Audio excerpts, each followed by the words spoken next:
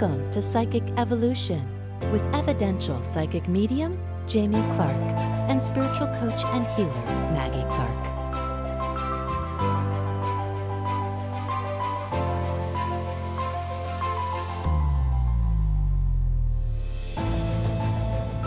And welcome back to another episode of Psychic Evolution. I'm Jamie Clark. And I'm Maggie Clark, and this is the podcast where you discover the psychic potential within to empower yourself and manifest your psychic and mediumship gifts. And these abilities are so natural, they're supernatural. And today we are so excited to bring our first, besides myself, of course, our first tarot reader onto our podcast. And I know it's season 5, we should have done this earlier, but Emily McGill, we met on Podmatch, and she has such a fun story, and I can't wait to get into it because she has spent a decade and a half working in entertainment, New York City, as a Broadway publicist and expert communication consultant. And not only that, but Jamie's mom was on Broadway in her younger years. Yes. Yep.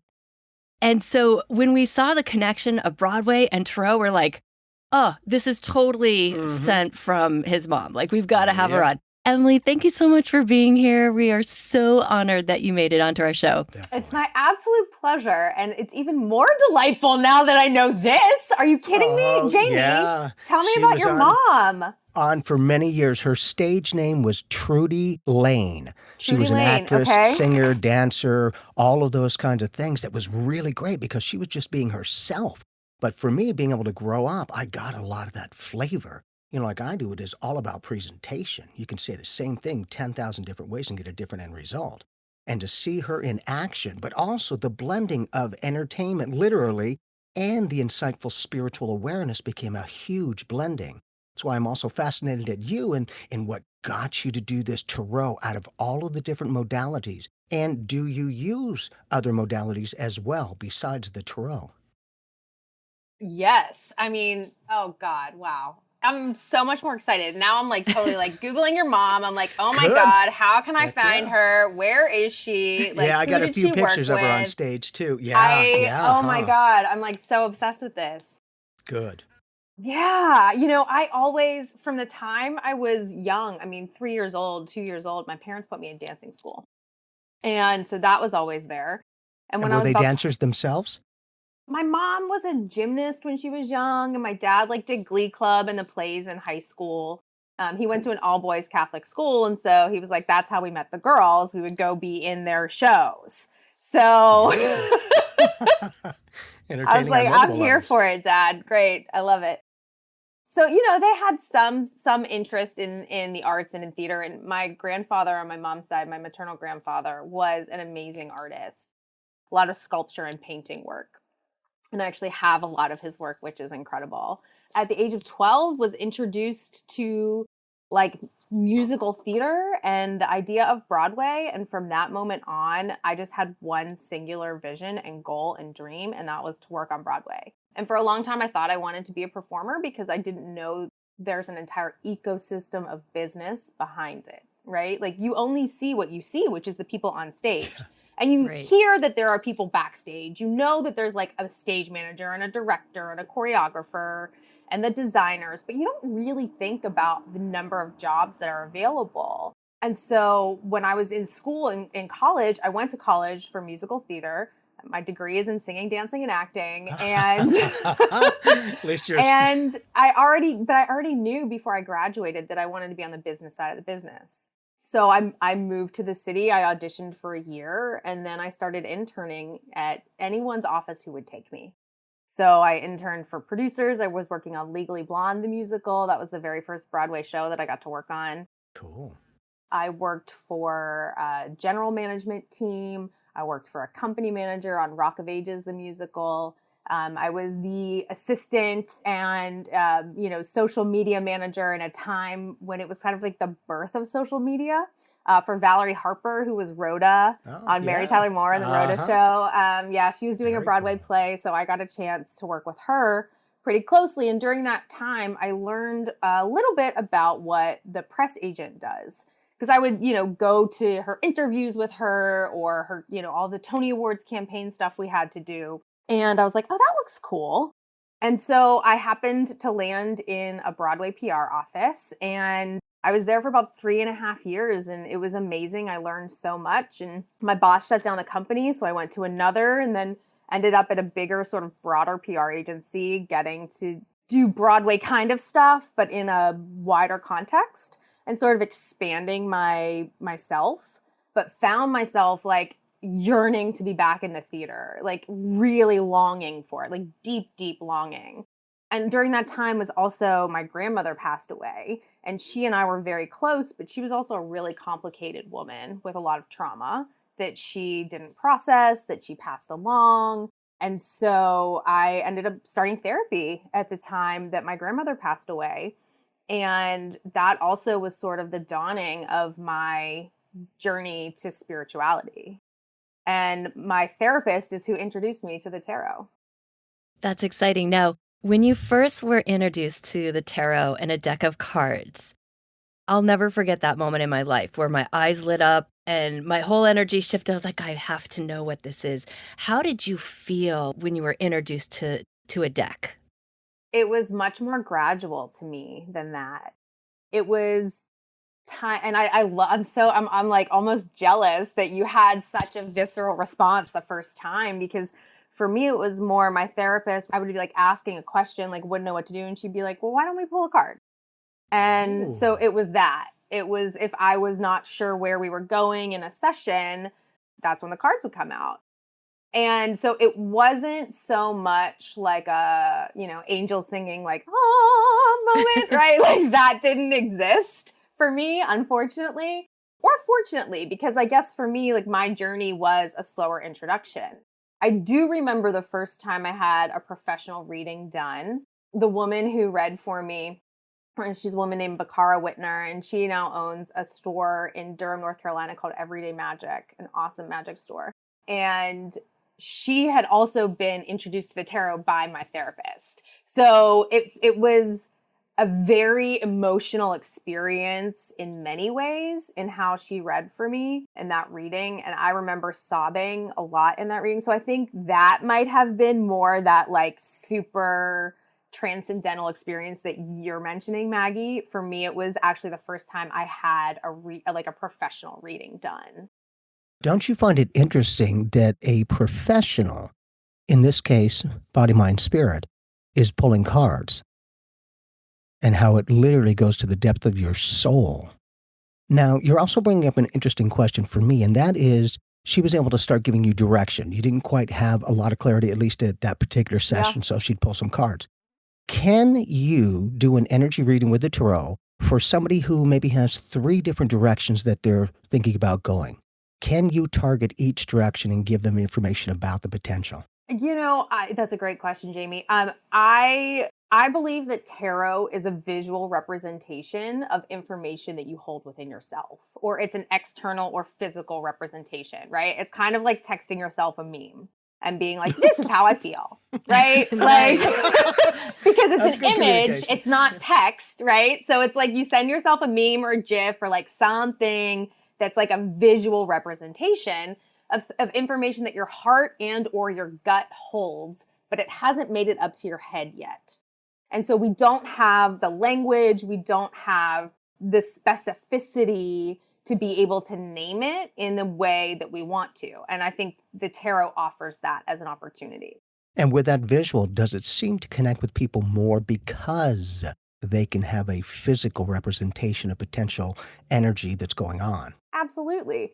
Generally, for many people, the way they move through the world, the way they lead in moving through the world is through their physical experience, right? Some people lead with a spirit experience. Some people lead with a mental experience. Some people lead with an emotional experience.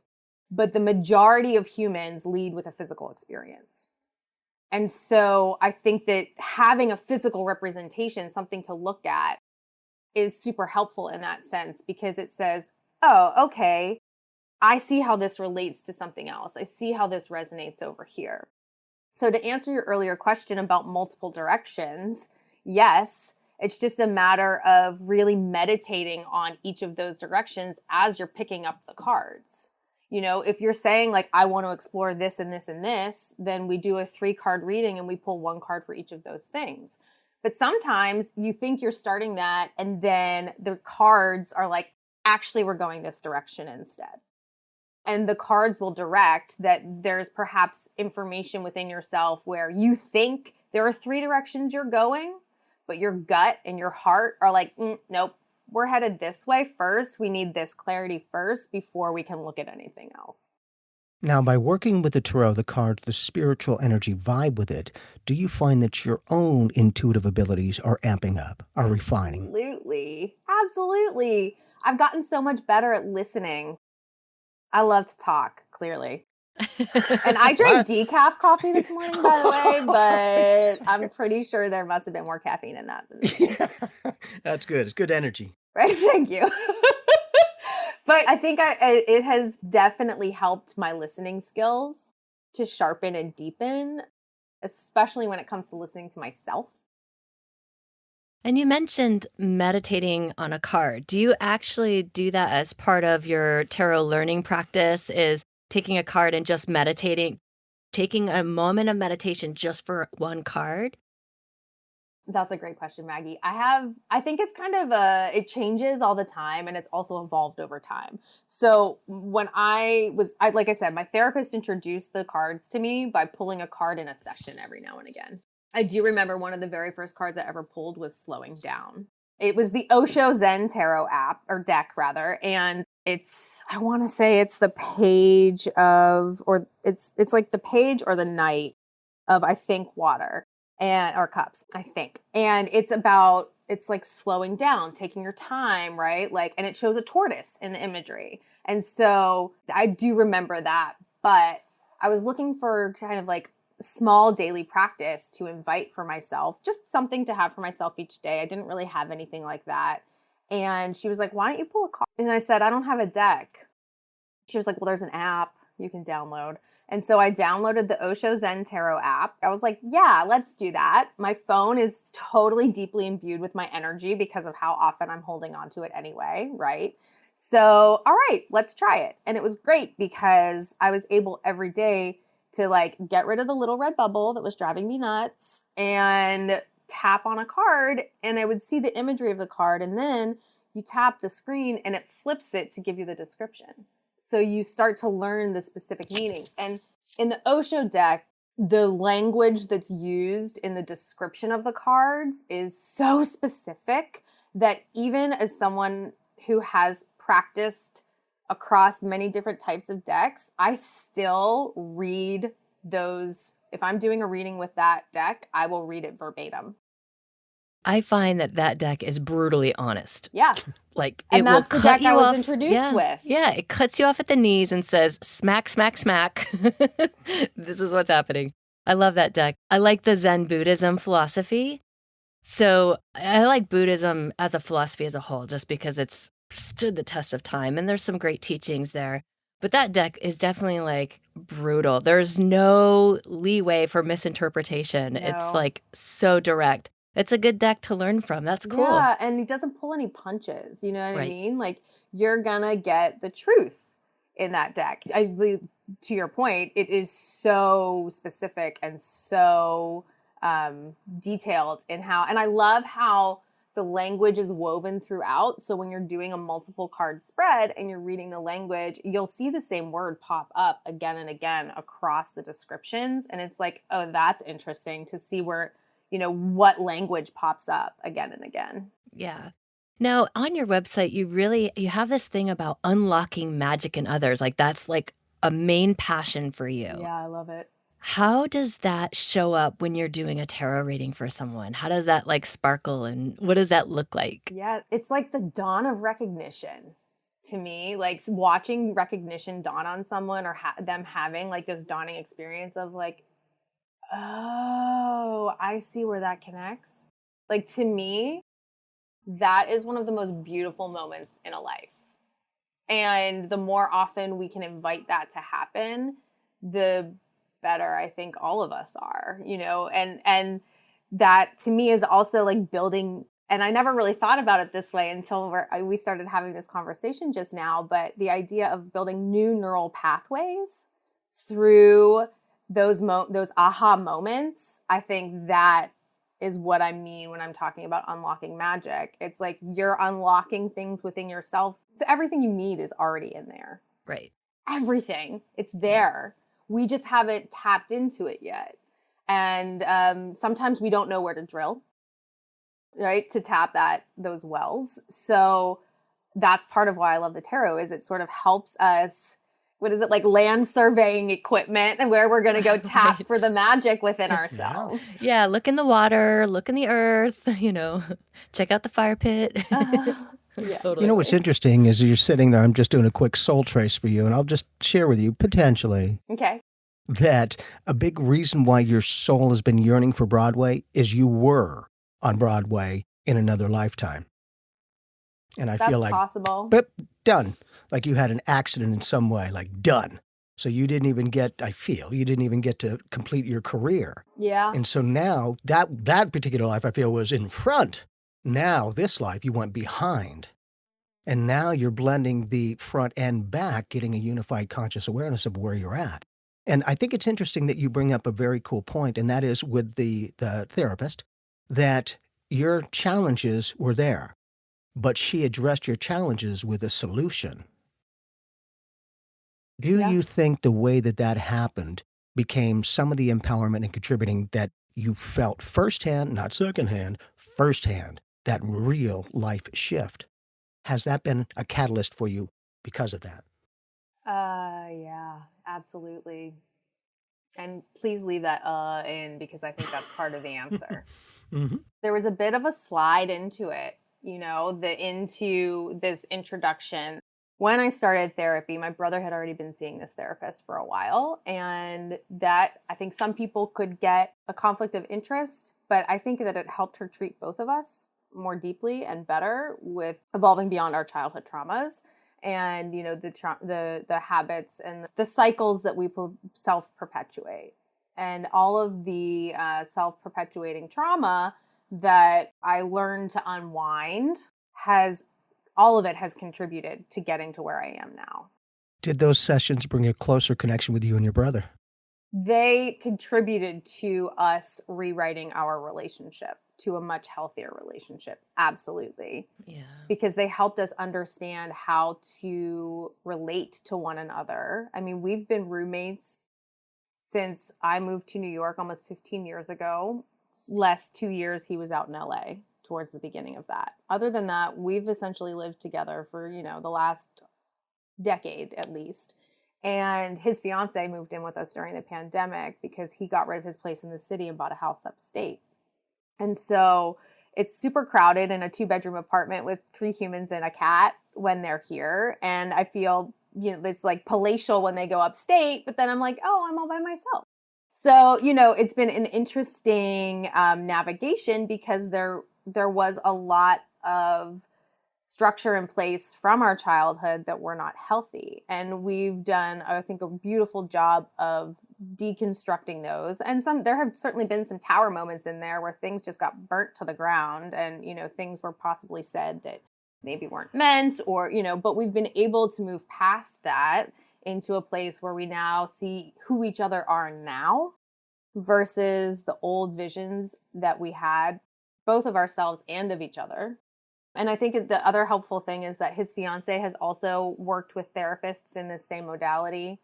We've all worked with our therapist in both group settings and, individual and smaller settings. And there are other practitioners that we've all worked with together in some ways. So I think there's a really beautiful foundation. And my brother-in-law has his master's in social work from Columbia. So he is highly, highly skilled at those interpersonal relationship experiences.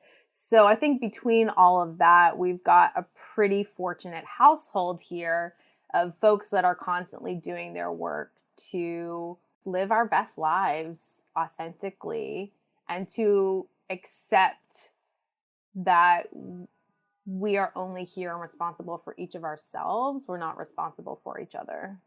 Yeah, absolutely.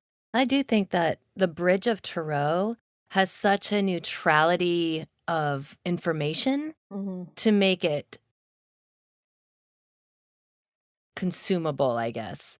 You don't worry about where the message is coming from. It's a little bit transpersonal versus like someone telling you something. No, this card is actually just speaking volumes, and it takes it outside of a personal thing. So it's not like super personal, yet it's about you. Right.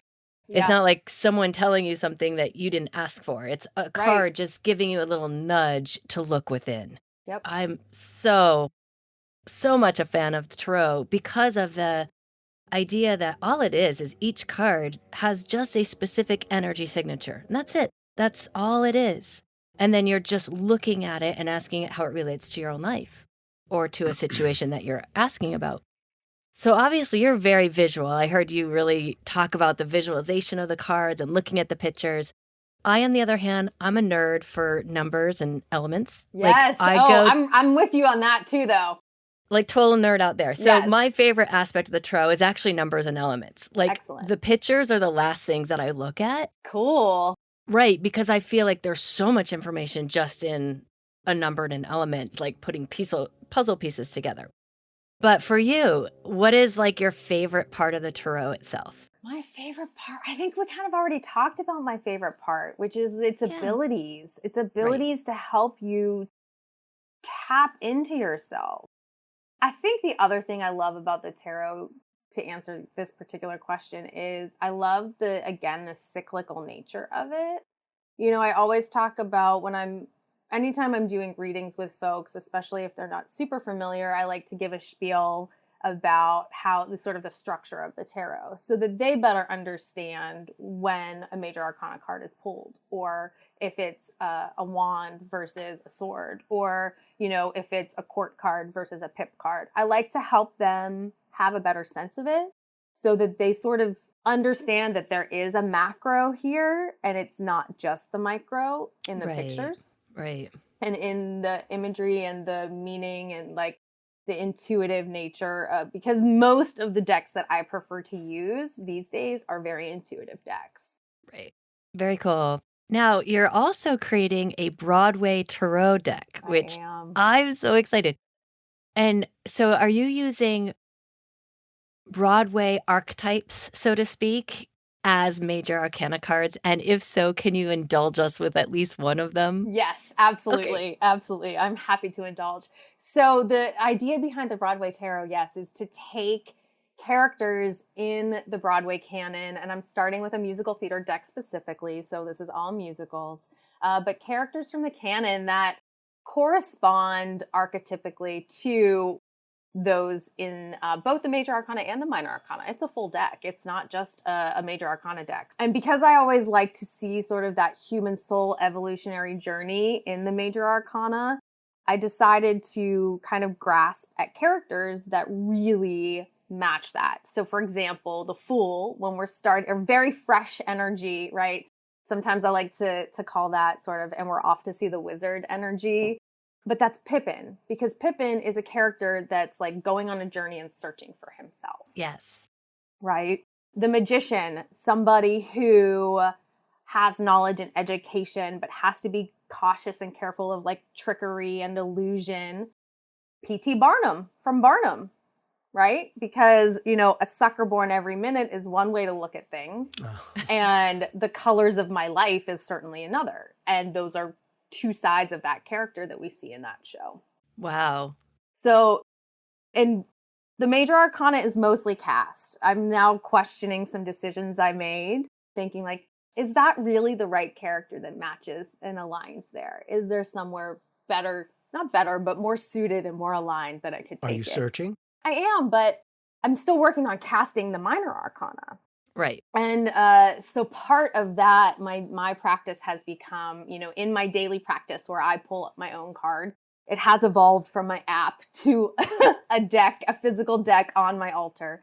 For a long time, I used the Rider-Waite-Smith deck for that. And this past fall, my aunt by affection, her mother was one of my grandmother's best friends from the time they were 12 years old.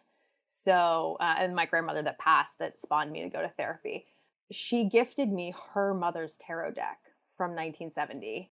Wow. And Beautiful. I burst into tears in the middle of the bar when I got an ancestral tarot deck. Yeah. And it's a French deck, so it doesn't have the imagery. It has, or rather, it doesn't have the intuitive imagery that Right. Maggie, you so beautifully. It has 3 cups. Right.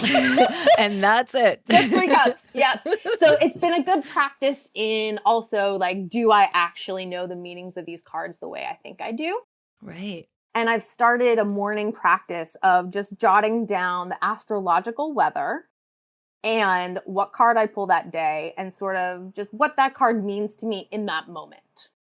And very recently, I've started adding the practice of, well, what are characters that could be this card? Yes. Because I am still in the casting process, and like, who knows what's going to happen with this deck as we get closer and closer to its life being shared with the world. So I started thinking, well, I might as well play a little with that. So rather than trying to go through and be like, okay, well now what's the Empress? What's the Emperor?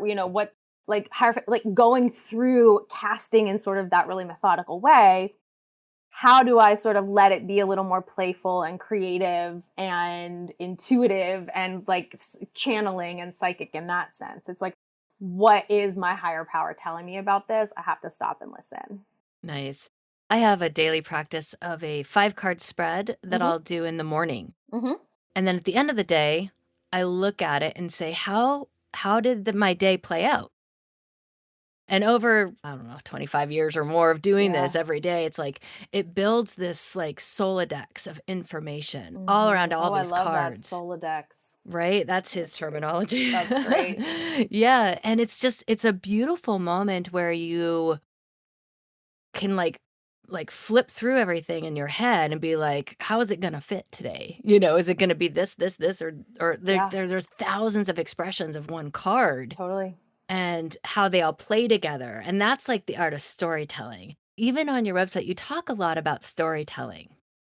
And at what age did you decide, I'm going to be a storyteller? Because now as you're reading tarot, you're the storyteller of someone's magic, someone's life expression. Yeah. At what age did you say, I have to be the storyteller? Was it when you decided I had to be on Broadway?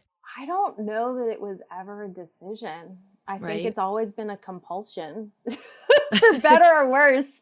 And, sometimes it might be compulsion. Sometimes it might be like a channeling. Sometimes it might be a desire. But I think it's always existed. It's something that I've never not done. The first time I had my astrology chart read by someone that like really, really knew what they were doing, she pointed out that play and commerce are both in my chart. And play, as in plays, as in like producing Broadway, was what she was alluding to. And I was like, yeah, great, because I've always felt like the producing thing is the direction I'll eventually be headed. And so that is, to me, that's storytelling, is allowing other people to tell their stories too, and amplifying voices that aren't going to be heard in their storytelling. So as like that practice, part of that, I still have some communications work that I do with some clients on a case-by-case basis. And but I do offer with that pro bono PR services in sharing out press releases for marginalized artists, because there are so many artists whose voices wouldn't be heard otherwise. So they write their own press release. I work with them on editing it, and then I send it out to my theater list. And if somebody's interested, they'll cover it. And then that artist is connected directly, so they can start cultivating their own relationship there. And to me, like, that's storytelling in a really different way, because I'm not telling my story, similar to what you were talking about telling someone else's story of their magic through their tarot cards. I want them to tell their own story. I'm just going to amplify it from this platform that I've created over the last several years. Yeah. So yeah, I guess it is kind of a compulsion, the storytelling. Nice. Not only what you do, but who you are. So it's an interesting evolution in someone's practice, Totally. And I would say, like, in that vein, self-awareness is very much a tenet of my experience, especially once I started on this spirituality journey. Yeah. And my psychic abilities are something that for a long time scared me. So I haven't started honing them in the same way, but I have started listening a little bit more. So I notice it when that happens. I mean, even dumb stuff. The other night, I was at a holiday concert up at the Apollo, and I was like, oh, my night's going to end at Harlem Tavern tonight. And afterwards, I asked my best friend, who was also at the show, I was like, where are you going? And he was like, oh, we're going to this place. I was like, great. I got there, and they were like, oh, we're closed. And so I texted him, and I was like, we can't go there. And at the same time, we both said, let's go to Harlem Tavern. And it was like, oh, okay, great. Yeah. I didn't know that was going to be my suggestion or his suggestion, but I knew earlier in my evening that was going to happen. And it's been happening more with like people too. I had, even before the concert that night, I was thinking of someone, and then they came out in the middle of the show and performed 2 numbers. And I was like, oh, he was on my mind not 20 minutes ago when I was in line, and now he's on stage. What if you were picking up that alignment? Well, that's the thing, right, Jamie? I haven't started practicing that yet, which is why I'm so resistant to trying to like inserting it into a tarot reading, because I haven't done enough exploration of my own self-awareness around it to even understand what it is that I would be looking at. Like, I don't know how to align it because I don't even see what it is just yet, and like how it enters, But notice what you're saying. You control your abilities. Your abilities do not control you. Fair. Yes. Touche, my friend. We say this a lot in our podcast because, a couple of things about our podcast is everyone's a psychic medium. Everyone can do what we can do. We're not special. We're just using our gifts in our own ways. You tapped in. I love what you say about self-awareness, because I tell everyone a soul has 2 jobs in every lifetime. The first is to find itself, and the second is to be what you find. And that's it. That's all that you ever have to do. And that carries not just in this lifetime, but every single lifetime you're going to explore. So since you're like now developing your intuition on your own terms in a comfortable way, the universe is like, oh, she'll be comfortable if it's like a friend or where she's going to end her night. And so you're starting to open up intuitively to a lot of different other aspects. Yes. What's been the most empowering aspect of your psychic evolution? Like in your whole life, where have you felt the most empowered? Was it just the self-awareness, or was there anything else that you've worked with? I think the self-awareness is the biggest muscle because it's been the most practiced. It's less about that being the most influential for any other reason than it was my way in. Yeah. And that led to some really beautiful experiences of what I would consider enlightenment, of love, of spirit, of connectedness, of oneness with the universe. There have been quite a few moments where I've been fortunate to actually feel the universal fabric of love. Not to the fullest of it, because I think that if any of us in our human form would try and do that, we might explode. But yeah.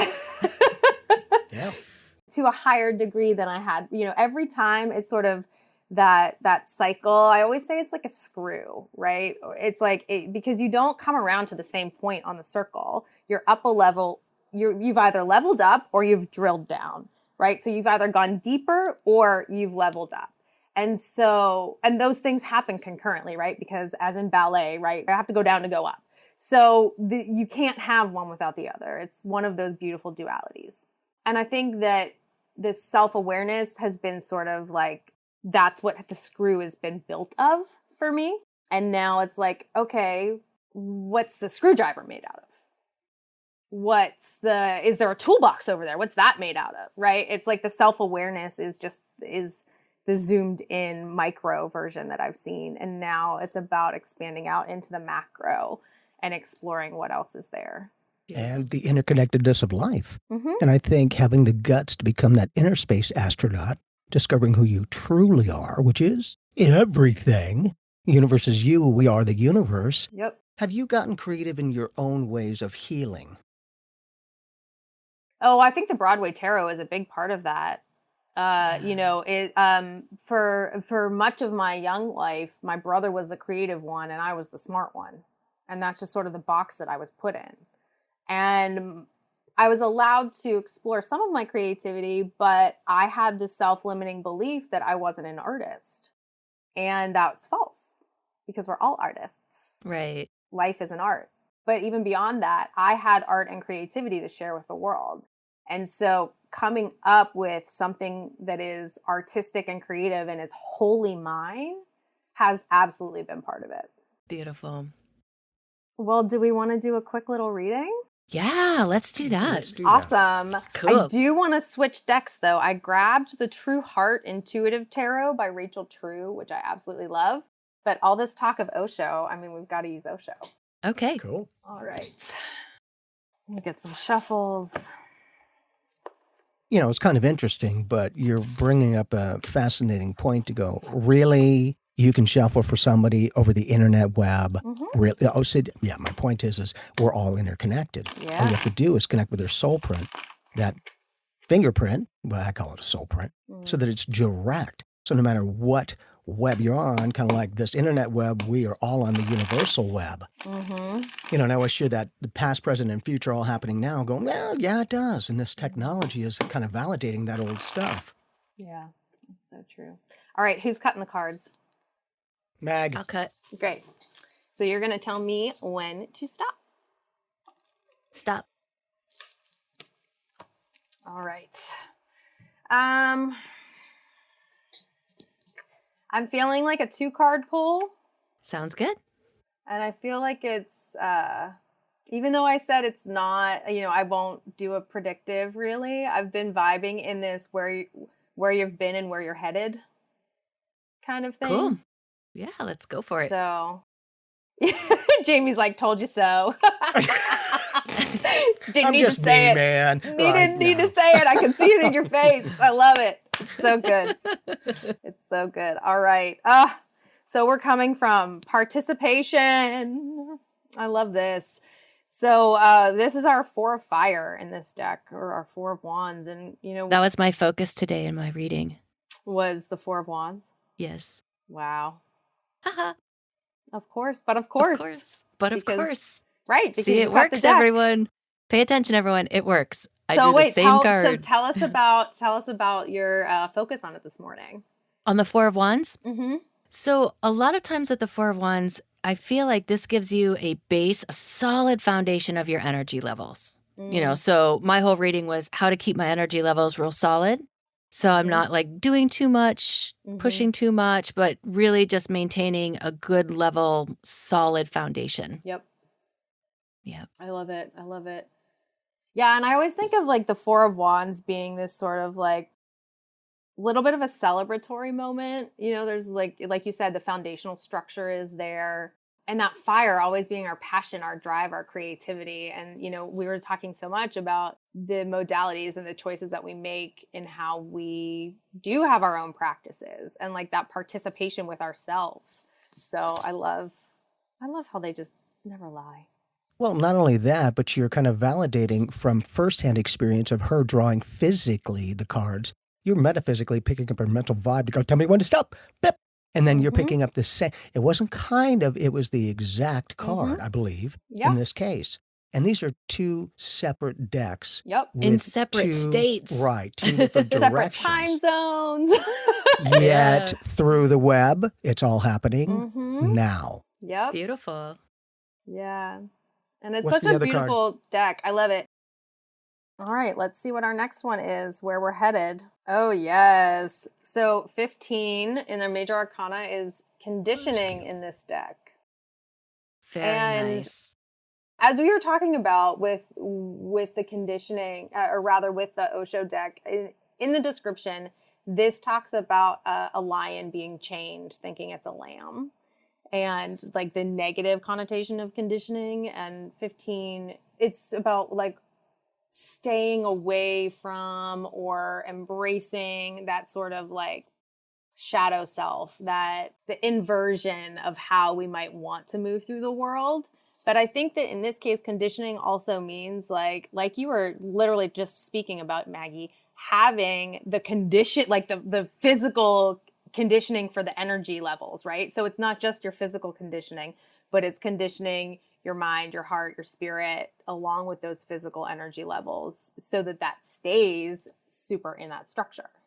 And also challenging the conditioning you have to say, what do you believe your energy levels could be like? Because what has your conditioning told you? Right. Maybe from your family or your childhood or just the culture that you live in. Or what does it tell you? Yeah. Lived experience that you've had so far. I said earlier, 2 or 3 tarot readings in a day. Well, we'll see how that goes, because I have like 3 a day, 3 days this week. So, it's like, oh, can you rise to that occasion? You probably can, right? Yeah. Those self-limiting beliefs, those glass ceilings you've built for yourself, you can shatter them. But it's also about having that stamina. And when you're reading for somebody else, do you sometimes get insight for yourself? Yeah, I'm oftentimes concerned that I am projecting in a reading for how something resonates for me versus how it resonates for the recipient of the reading. I do feel that when someone comes to you for a reading, it's because they want your perspective. Absolutely. So some of that projection of your life experience, of the filter that you have, because we all have filters as much as we don't want to, we all have them. But they come to you because there's a vibrational match that your filter can work with. So I felt that way before. It's like, do I know too much about this person? Am I projecting what I know on the reading? And those are awesome questions for tarot readers. I think they're important questions. And the more important is to find the answers to those questions within.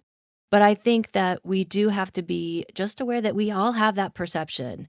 And if someone's drawn to your energy and a reading with you, it's because that's in alignment for how they can receive a message. Absolutely. So, and that's the trust that you're gaining just by doing this over time. I gain that over time. But answering the questions, am I doing that too much, or where am I doing it? Yeah. Those actually allow us to have more clarity around ourselves and become a clearer conduit over time. And again, it's the self-awareness thing. Yes. So it really, that to me feels like it's my central tent pole in all of my practices is self-awareness. Yeah. Because, and that can be sometimes to a detriment, right? Where I am maybe not projecting onto someone else, but just think I am. And it's like, oh, wait, have I crossed the line? Like, have I gone too far? Is this inappropriate? And not actually inappropriate, but I'm like using my relationship with my brother in a reading with a friend of mine who also has differently like challenged at points relationship with her brother, and then me saying like, oh, well, my experience was always sort of being second fiddle, and her being like, oh, no, that was never my experience. I was always the center. And so like that was a specific moment where I was like, oh, great. Like we got to regroup this. And it's an interesting thing to try and practice in the middle of a reading. Right. To shift your own perspective or to like turn off part of your natural response to something. Right. And that's when we actually dive deeper into the cards for, okay, what else is there then? If it wasn't the way I thought it was. Yeah. What else is there? Yeah. And I think that's when we deepen our relationship to every single card in that deck, is because we keep going back and asking that deck for more information. I love those are learning curves. Absolutely. And they're natural learning curves for every reader, I think. Mm-hmm. And I think it also is a beautiful opportunity because my readings are very collaborative. When I read with someone, I'm not going to just sit here and flip cards and talk at you and tell you a story. That's not how I do it. My background is in theater, right? Like I'm like, okay, group project, let's go. Everybody get together. And so when I'm reading with someone, I'm going to ask, how does that resonate? Does that resonate? How does it feel aligned? How does it not feel aligned? Tell me more about that. Give me an example, can you? Right? And so I'm looking for them to really participate and show up with more energy than like, tell me a story. Right. Which is actually, that's how most people approach a reading, is like, give it to me. What do you got? Yeah. And you're like, all right, here we go. Mm-hmm. Absolutely. I find that when we can engage in the storytelling and the conversational piece, people will get more out of the reading. Mm-hmm. But there are people that really just don't want to tell you anything because they want to believe that you're going to tell them something valuable. without just intuitively reading through what they're saying. It's very interesting, and maybe they're a little skeptical or maybe they're just curious. Sure. But I do agree, when you engage with a tarot reader and you're in it and you're asking questions, you're going to get way more information and a much better reading overall.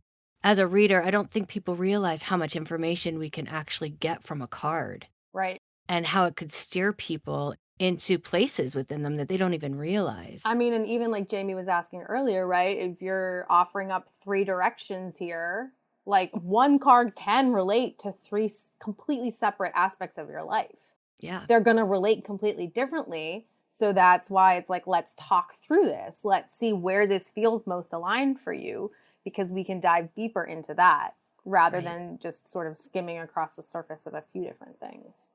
Just a little bit of the intent that you seem to have a challenge of projecting your own energy. Couldn't you just set an intent where you don't do that when you do the cards? Or yeah, absolutely. I think, Jamie, it happens more often with people that I know really well and am intimately related to, whether that is like actual like blood relation or just someone who is, been in my life for a long time that I have a depth of relationship with. That's where I tend to do it more often.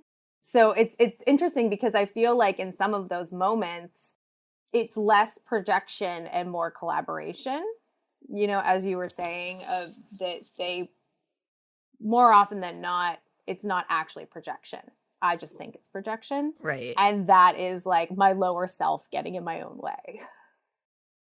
What better way to talk about something than somebody who's been through it? Yeah. Because for me, doing this work my whole life, I've been shown so much of my own life. I've lost a lot of the emotional attachments from when I was a childhood, from there, to go, oh yeah, that experience. Mm-hmm. Now seeing it, it's become more of my soulful evolution as well as my psychic evolution of self-realization. To go, we can all do this. Do we want to tap in? Do we want to connect with each other because we're all connected? Or do you want to perceive yourself as separate and alone? Because most of us do. And I always say, please always be skeptical. Question everything. Absolutely. Just be open. Yeah. Right. Then you get the practicality of spirituality. Because with that deck, I think it also gives a bridge of connection. Go, yeah, but this is a physical reality. I could see those cards. So that metaphysical verbiage is going to blend into that physical visual that I see. Yep. So it becomes a little more easy to intensify or to integrate within their life. And it doesn't just happen with the cards. This is an experience I've had more than once in my life. And I now respond with joy when they happen, but for a long time I did not. And I think that was because I was giving away my own power. But I've had a few experiences of a physical representation of an existential experience that I've had. So, for example, a lot of my childhood, in many ways, I had a lot of like abandonment issues in feeling left out of things. So it wasn't abandonment that no one is coming back and that I'm going to be abandoned forever, so much as like, you are not included in this thing.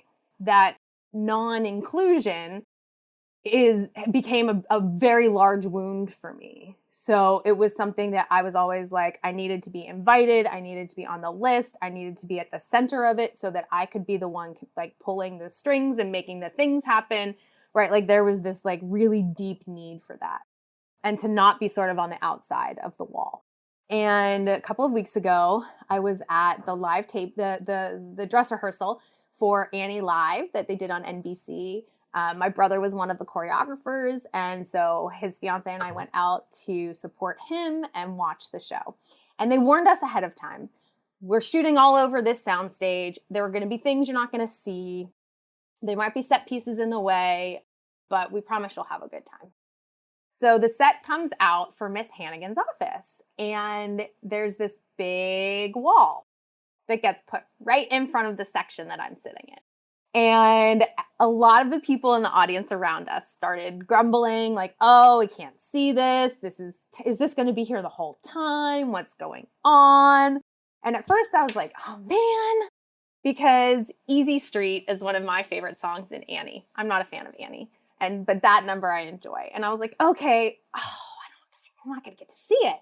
And it was as everybody's sort of grumbling and complaining, I'm sitting here and I start talking to my brother-in-law and I was like, can I tell you something about what's happening right now? And he said to me, I relate to that experience of feeling left out, of feeling sort of like, it's like a card in this Osho deck, the outsider card, right? This shows a small child standing behind what looks like a locked gate, but they can't see that the lock is not locked. You just have to take it out and then sort of like take the chains off the gate. And it was such a beautiful moment of that. Oh, here's a very physical representation of this existential or emotional experience that I've had many times in my life. And I find that they most often happen at the healing moment of it's like that sort of has been healed. Like that's something that now I'm like, oh yeah, there it was. And there it goes.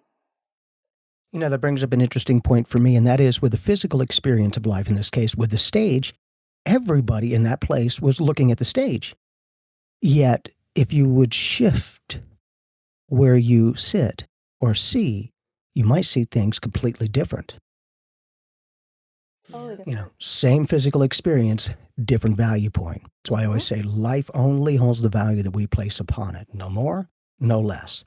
That which is good for one isn't good for the other, and vice versa. It's all the experience. And how healing that conversation can be. Mm-hmm. Yeah. For someone to say, whoa, I feel the same way. That might be the first time those words have ever uttered out of this person's mouth, right. When we can express, sometimes that's when a deep healing occurs. Yeah, and beautiful. And to think about all the other people that also had that blocked view. And how many of them might also have had those similar experiences in their lives, but not necessarily had the tools or the self-awareness or the support systems to be able to recognize what was happening. Because there were 3 other sections of the audience that didn't have that experience. And even the section we were sitting in, like if you were on sort of the house left side of it, you probably still caught much of what was happening. But if you were literally sitting where in the group where I was, and I was on the aisle, I was like closest to the side where you might have been able to see. There was nothing there. Yeah. Precision on the universe, right? Mm-hmm. No mistakes. None. Love it. Cool. Oh, this was such a wonderful conversation. Thank you so much. Thank you so much. Thank you so much. Keep up the great work. Thank you. So good meeting you both. Now, tell our listeners how they can get in touch with you. Yes, mostly on the internet. I hang out on my own website, which is EmilyMcGillEntertainment.com. Very long, I'm sorry. It's all spelled out, so there it is. But then Instagram is really where I spend much of my time, and that's Emily Ann MCG, and Ann with an E. So Emily Ann, A-N-N-E, MCG. And I never really thought about why that was my handle, but all this talk of the ancestry and everything, the Ann, my middle name, I'm after my mother's middle name, which is after my great-grandmother, who was Anna. And so I'm like, oh, wow, I'm honoring Anna, even in my Instagram name. And everywhere I go on the internet, I use the same handle for everything where I can. So, that's a really nice realization today. Thank you for that. Yeah, awesome. If you have been enjoying this podcast, we please ask that you go to Apple Podcasts and go ahead and rate this podcast. Leave us an awesome review. We really appreciate your reviews. They mean a lot to us. And thank you so much. If you are listening to this on something other than Apple Podcasts, you can leave a review on our website. We also have a little microphone on the bottom right-hand corner of our website. If you want to ask a question and leave us a question, it will be a voicemail recorded. We'll play back your voice on this podcast and answer your questions. If we can get to them all, thank you guys so much for tuning in. We love you guys. Love and light, and we'll see you in our psychic evolution.